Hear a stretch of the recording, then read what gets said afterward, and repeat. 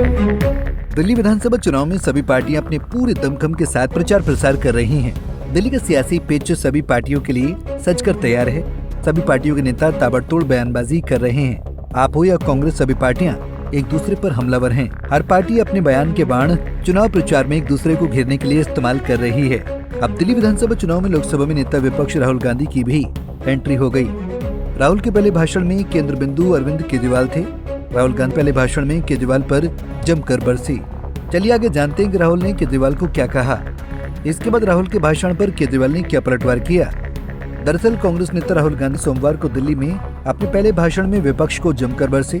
राहुल गांधी ने अपने पहले भाषण में दिल्ली के पूर्व मुख्यमंत्री अरविंद केजरीवाल की बखिया उधेड़ दी। राहुल गांधी ने केजरीवाल से शीला दीक्षित पर लगे आरोपों को गिनाते हुए पूछा, आप भ्रष्टाचार की बातें तो खूब करते थे, लेकिन दिल्ली में जो भ्रष्टाचार हुआ उसका जवाब कब देंगी? आप कहते थे कि दिल्ली साफ कर दूंगा, भ्रष्टाचार मिटा दूंगा, पेरिस बना दूंगा। उन वादों का क्या हुआ? राहुल गांधी ने प्रदूषण, महंगाई समेत उन सभी मुद्दों पर भी केजरीवाल को घेरा। इस रैली के साथ ही राहुल गांधी ने कांग्रेस का चुनावी एजेंडा सेट कर दिया।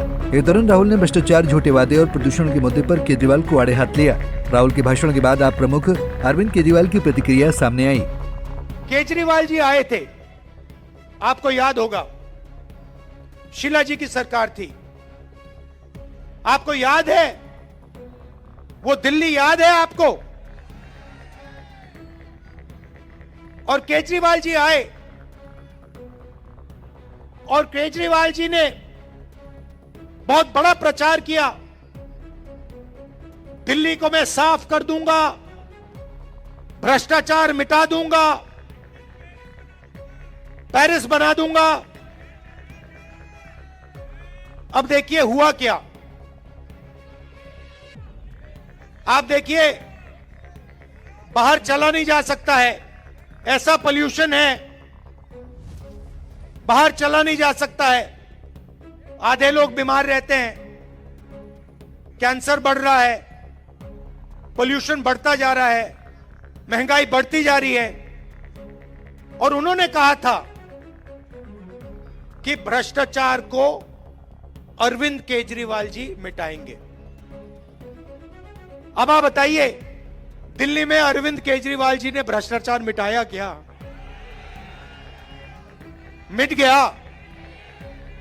तो जैसे प्रचार नरेंद्र मोदी जी करते हैं मीडिया का, झूठे वायदे, एक के बाद एक, एक के बाद एक, एक के बाद एक झूठे वायदे, वैसे ही स्ट्रेटेजी केजरीवाल जी की है।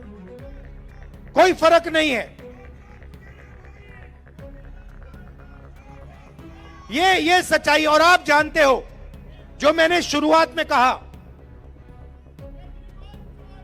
अगर किसी भी हिंदुस्तानी पर, चाहे वो कोई भी धर्म का हो, कोई भी जात का हो, अगर कोई भी उसके खिलाफ हिंसा करेगा तो राहुल गांधी और कांग्रेस पार्टी वहां आपको मिलेगी।